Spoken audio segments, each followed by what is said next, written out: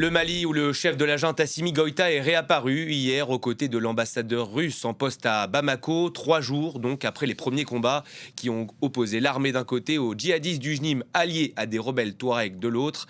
Assimi Goïta l'a reconnu dans une adresse à la nation. Vous découvrez ces images. La situation est d'une extrême gravité, mais selon lui, elle est sous contrôle. On va l'écouter. À l'heure où je vous parle, le dispositif est renforcé.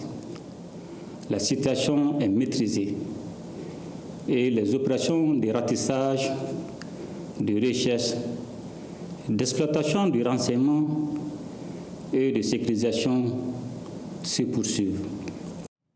Et Stéphane Ballon, chef du service Afrique ici à France 24, est à mes côtés. Bonjour Stéphane. Bonjour Florent. On l'a entendu, le chef de la junte malienne se veut rassurant.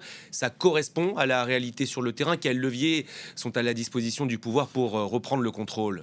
Ouais, alors je crois qu'on peut dire que le calme est revenu à Bamako et à Kati et dans les environs de la capitale et de cette ville garnison, même si on sent quand même une certaine fragilité, hein, on sent une certaine inquiétude au sein de la population, au sein des populations de Bamako.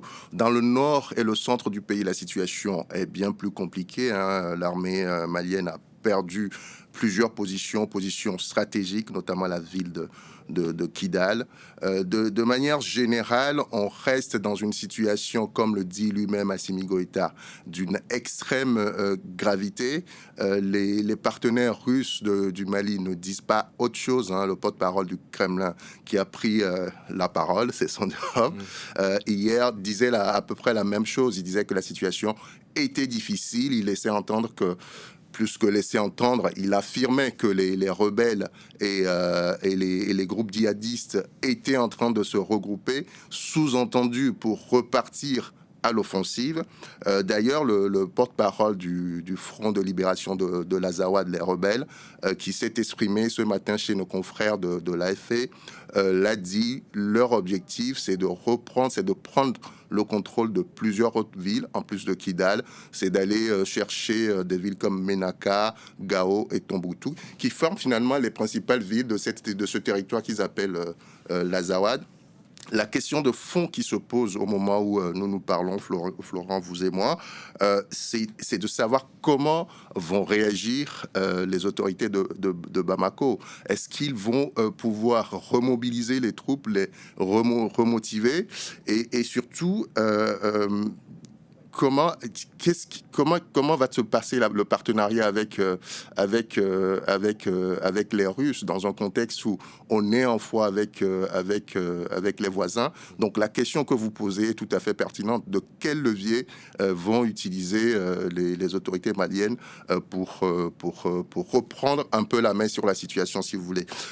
On est mercredi, normalement, à Bamako, c'est jour de conseil des ministres. Si ce conseil de ministres se tenait aujourd'hui, on peut s'attendre à ce que, dans un premier temps, qu'il y ait une certaine réorganisation, notamment au sein de l'armée. Le ministère de la Défense, qui a perdu son titulaire, le général Sadio Kamara, il y aura probablement la désignation de son successeur. Donc, je pense que dans un premier temps, on va assister à une reconstitution des forces armées maliennes. Sur ce blocus décrété par les djihadistes autour de Bamako, ça avait déjà été le cas il y a 6 mois.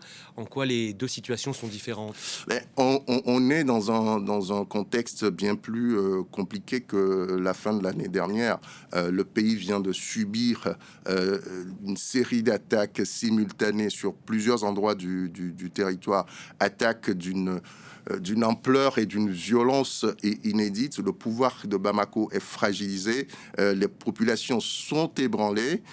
Dans ce contexte, on peut tout à fait imaginer que un blocus vienne encore fragiliser, vienne aggraver la situation. Rappelez-vous, en fin d'année dernière, quand il y a eu ce blocus que vous évoquez, Notamment sur le carburant. Notamment sur le carburant, on assistait justement à des pénuries, à des coupures intempestives d'électricité. d'insécurité, à la hausse des prix des produits de première nécessité. Donc si il advenait que le nouveau blocus entraînait les mêmes conséquences, on peut raisonnablement se dire que la situation va encore fragiliser à la fois le pouvoir de Bamako, mais aussi les populations qui payent un lourd tribut dans cette histoire. Vous l'avez brièvement évoqué, Stéphane, la Russie, dans tout ça, on a remarqué cette relative passivité des Afrika Korps, l'ancêtre de Wagner, notamment à Kidal. Il y a eu un accord avec le FLA pour que les forces russes puissent se retirer. Moscou appelle à la stabilité. Selon vous, qu'est-ce qui joue actuellement là-bas? Alors, je ne sais pas si les Russes n'ont pas du tout combattu à Kidal,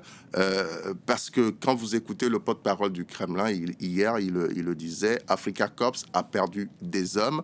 Il ne dit pas combien d'hommes ont été tués. Il ne dit pas dans quelle attaque ils ont été tués.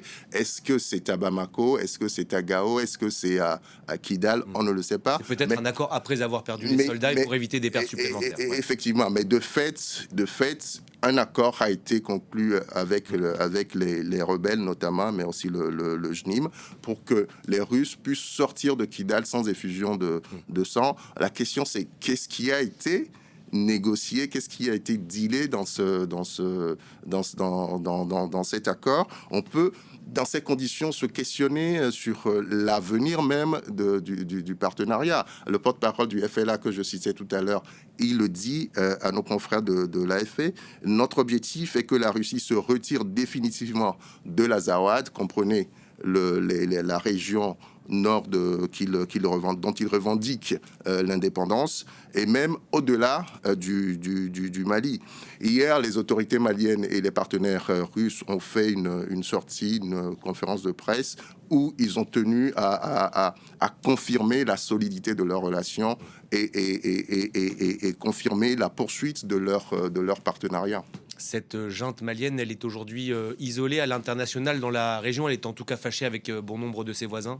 Ça renvoie à la question que vous posiez tout à l'heure, c'est-à-dire de quel levier dispose-t-on? Est-ce qu'on peut s'appuyer sur les relations avec les voisins? Et quand on voit les relations aujourd'hui, il est évident qu'il y a très peu de marge de manœuvre. Les relations avec l'Algérie, qui est, on peut dire, le grand parrain de la région, les relations ne sont pas bonnes. L'Algérie accueille l'imam Dicko, qui est devenu l'ennemi juré de la junte à Bamako. Les relations avec la Mauritanie, qui est l'autre grand voisin également, ne sont pas tout à fait bonnes. Et les autres voisins de l'AES, le Burkina et le Niger, ont condamné, et effectivement, comme les autres d'ailleurs, ces attaques de ce week-end, mais eux-mêmes font face au péril djihadiste et eux-mêmes sont tenus de préserver, en tout cas d'assurer la sécurité de leur territoire, donc disposent on peut dire, de peu de moyens pour revenir en aide au Mali. Donc on voit que le levier est très... les leviers ne sont pas nombreux. Je pense que dans un premier temps, on va véritablement assister d'abord à une réorganisation de l'armée, remplacer le ministre de la Défense, qui était le grand stratège de l'armée malienne, il faut le dire. Et puis, sans doute que la relation avec les Russes va connaître une nouvelle dynamique, à commencer par là, et ensuite, on verra ce qu'il va advenir des relations avec les voisins. Parce qu'il faut noter que tout cela survient dans un contexte où, il y a quelques jours, on a assisté à Lomé à une conférence où tous les acteurs de la zone d'Afrique de l'Ouest qui sont confrontés tous aujourd'hui à la question sécuritaire, se sont réunis pour discuter. C'était un premier pas. Reste à savoir si on peut aller plus loin que ce qui a été fait à Lomé. Un dernier mot sur cette réponse qu'on peut qualifier de timide, de tardive en tout cas de la France. Paris qui recommande désormais à ses ressortissants de quitter temporairement le Mali. Paris recommande à ses ressortissants de quitter le Mali. Les États-Unis l'ont fait aussi hier. Ils ont demandé à leurs ressortissants qui sont au Mali de limiter leurs déplacements, de ne sortir que quand c'est vraiment nécessaire. Mais la position de Paris, si vous voulez, elle est particulière. C'est-à-dire... quoi que Paris dise, laissera la place à l'interprétation. Paris est dans une situation où elle n'a pas forcément envie de donner l'impression qu'elle soutient les mouvements djihadistes et les rebelles. Elle n'a pas l'impression, elle n'est pas en position non plus de donner l'impression qu'elle soutient la junte, cette même junte qu'il a mise dehors. Donc c'est une position délicate, une position dans laquelle on ne peut pas rester indifférent. Tous les pays, les organisations, l'Union européenne, l'Union africaine, les pays voisins ont condamné les attaques de ce matin. Paris se devait de faire une sortie à minima, j'allais dire. Merci pour ce point très complet. Stéphane, merci infiniment.